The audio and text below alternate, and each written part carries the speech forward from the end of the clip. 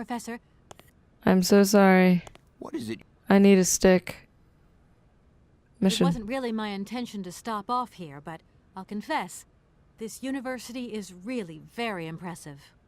Ah, indeed. There's such a tradition of learning here.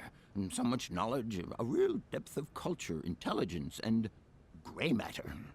I myself did my studies here and never left.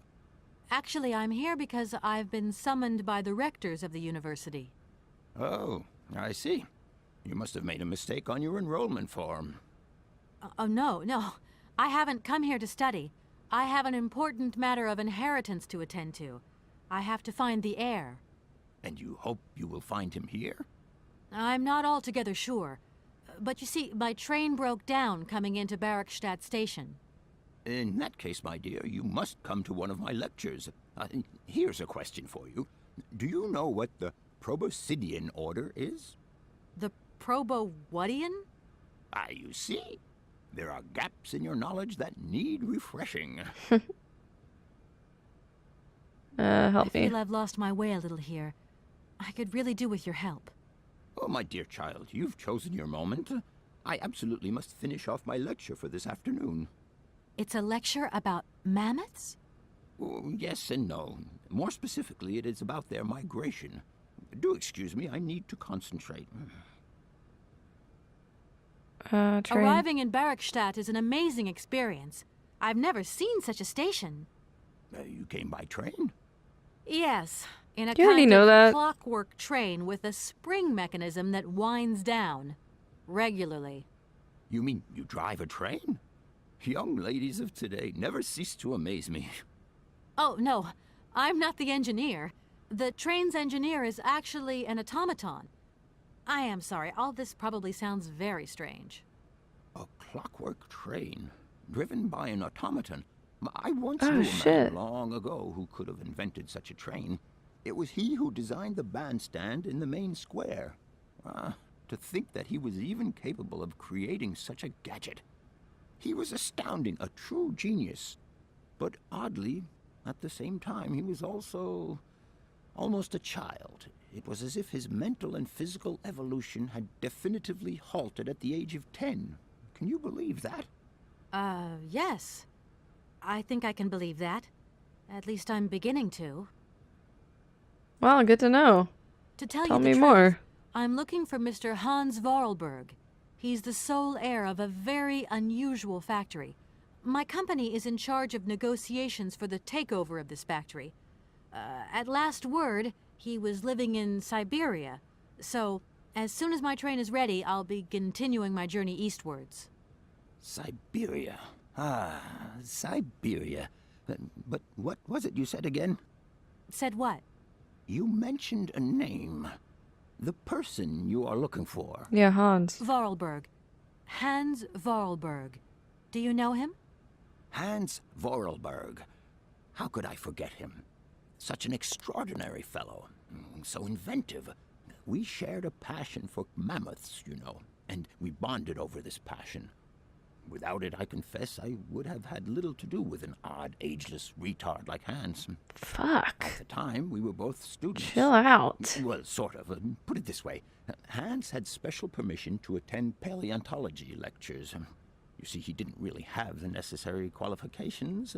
In exchange, Hans did a few odd jobs around the university.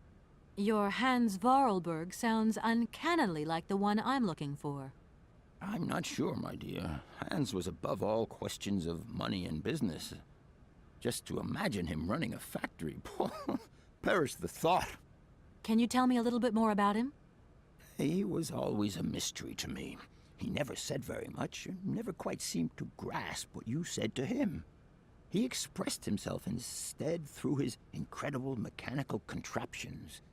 His inventions, I admit, have been much appreciated by the university. The few times we really did talk, it was about his strange interest for mammoths and a doll. Some sort of doll that obsessed him. A doll, you say? Yes, he kept talking about it. One day he described it to me. A sort of children's toy. A miniature mammoth mounted by a maut. It appears he found it in a cave not far from his home. The event all sounds very dramatic. His account was slightly confused, but it awoke a great interest in me. What do you mean? To my knowledge, there is only one tribe who made figurines featuring a mouth, and that tribe is the Yukols. They live in the farthest reaches of Syberia, and for them, the dolls constitute a sacred object, illustrating one of their central legends. How such a doll made the journey from the frozen Siberian north to a cave in the French Alps is a mystery to me. Even today, it is beyond my comprehension. Have you considered that Hans Vorarlberg was maybe making it up? You said yourself he didn't seem to have all his mental facilities intact. No, that's impossible. Hans couldn't invent a story like that. The doll is a sacred part of the Syberia legend. He described it to me in exact detail. Syberia itself is a chimera that paleontologists of the world are very fond of pursuing. All right. I'll leave you in peace. Sorry? No. That was a lot of talking. You did a lot of that, and I need a break. I need No point. It's locked. to find something to get an egg. And I don't know how to do that.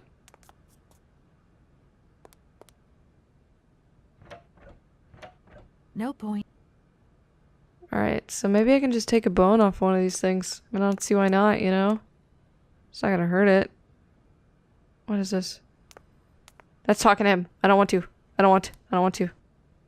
Fucking run. What's the wine? Like, I couldn't use the wine to get it down. That doesn't make sense.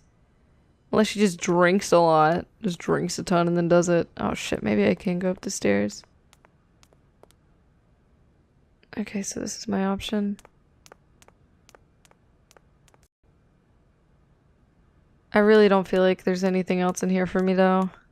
In the library. Oh fuck, maybe in here.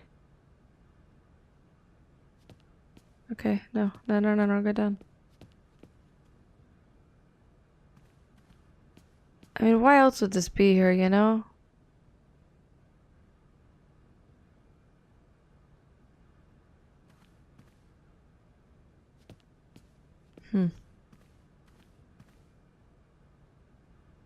I don't see anything. Nothing useful anyway.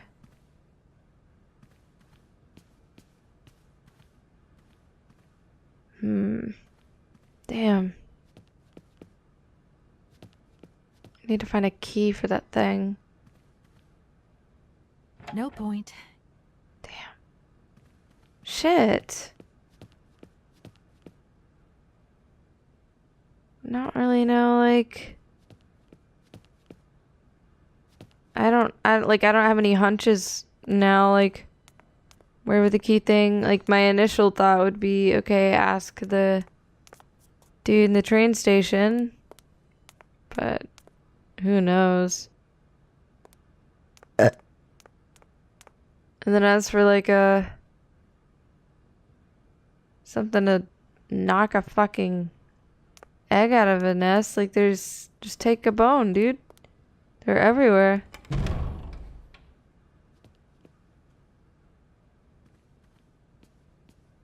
Does anybody have anything long and strong? Can use it to hit a thing out of a nest? Excuse me. Can I disturb? No. You could be. Keep quiet. Alright, so that guy's no fucking help. I've already got the book from here. Okay. None of this is useful. I've already been that way. Cannot go that way. Unless I can. Oh, I can. Alright. Nothing useful here. Empty, or like a lights out. That's unfortunate. That lights out too. You guys should switch out your lights. You should replace your bulbs. Whoever your janitor is doing a poor job. Oh, fucking cool. Hell yeah. I'm excited that I can climb that ladder. And look at this stuff. There we go. Oh, how fucking excited are you? The Illustrated Dictionary of Plants and Mushrooms. The Friends of Barkstadt University Naturalist Society, prefaced by Professor Cornelius Pons. Barkstadt University Natural Science Department. Oh, hell yeah. This is the Youngalicola. The Youngalicola is a mushroom without stem that has a chewy texture. It is a member of the polypode family and grows exclusively on the trunks of certain trees of the Amazonian jungle. While it's edible when young, the Youngalicola has a woody texture and insipid flavor and offers no great culinary appeal. Native Amazonian tribes, however, are very attached to the mushroom. Why they are so fond of the fungus has taken extensive scientific research to elucidate. It's so hard to read it. Alright, biologists have reached the conclusion that the Youngalicola contains a special substance that is unique to the mushroom. The substance significantly affects vision and enhances its acuteness enormously. Amazonian Indian hunters discovered this effect and started using it centuries ago. The Youngalicola is dried and ground into a powder and consumed before the hunt commences. Its effect is instantaneous and the penetration of the hunter's vision increases extraordinarily. That's cool. The hunter is then able to aim and hit the target concealed behind a thick undergrowth, even over great distances. That's cool. Oh. That's also it. All this was about. I thought that was going to be useful and cool. I was wrong.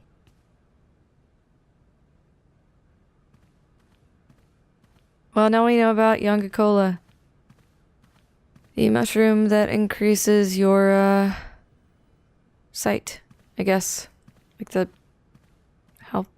how accurately you can see would I guess be the correct terminology there.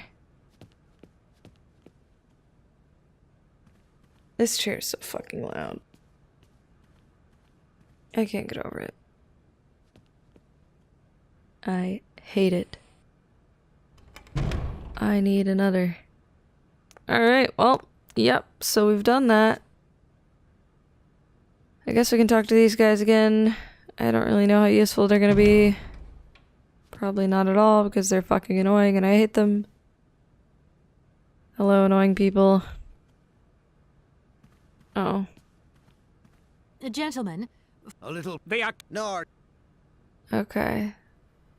Hans. Does the name Hans Vorarlberg mean anything to you by chance?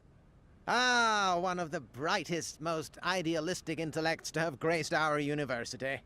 Hans Vorarlberg. I remember speaking to him once. I was still a student at the time. He just stared at me, lost in thought for a while. He scarcely ever said a word.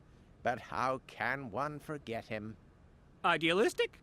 I'll grant you that. But bright? Oh, don't go too far. He was completely incapable of passing any exams.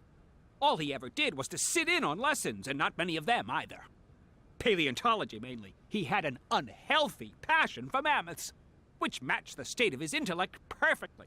That is to say, prehistoric. Prehistoric? How dare you? A little far-fetched, maybe. But he did have flashes of intellectual brilliance, comprehensible only to high-minded scholars who hold no score by appearances. My dear colleague, your hasty conclusions are somewhat cavalier. My assessment is wholly accurate. The boy was a little odd. You must concur if my father, who was rector of the university at the time, had not shown great indulgence towards him. Hans Vorarlberg would have never attended this establishment. What about the bandstand, then? Is that the work of a deranged mind? Even after all these years, you are still jealous of it. My dear colleagues, I beseech you, let's show some decorum. We have a visitor. What do you want with Hans Vorarlberg, miss? Are you a member of his family? No, not at all. I'm looking for him to clear up an inheritance matter. Is he still here? What? Here? At the university? No, not at all. He left a long time ago. Yes, a very long time ago. The very year I was nominated to this position, in fact. Almost 50 years ago already. The poor soul moved on once he learned all he needed to know about mammoths. Ah, this establishment was never quite the same after his departure, it must be said. You mean to say it was never as bad? All that oddball brought to this university was his misplaced fantasies. Gentlemen, gentlemen, let's try to retain the calm and level-headedness that befits our position. Okay. Help Could me. I possibly leave the train? Okay, no, I don't need that. Bird. That idea of the station There we go. aviary is really very original. It's the pride of our university. One of the specialties taught here is zoology, you see, and more particularly, ornithology. Proper study and instruction should not be limited to books. Observation of living matter is indissociable from theoretical questions. It contains some very rare specimens that have been brought back from faraway, exotic countries, especially for our university, by the world's most intrepid explorers. Do you remember Alexander Valenbois and his peculiar bird? Absolutely. His gift produced some very embarrassing long-term consequences. A poison chalice indeed. It must be said the situation could have been much worse, however. Oh, yes, it could have been terribly problematic. Alright, well, Here we are, busy Thank you. chatting. Thank you. And thank you for all of your help. You guys are wonderful.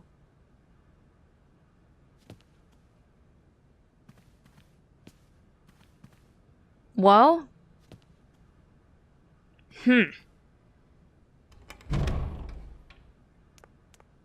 What the fuck? I guess we will save the game because we haven't done that in a while. First off, let's do that. Thanks. Bye. Boop, boop, boop. Ba-doop, doop, boop. Bye.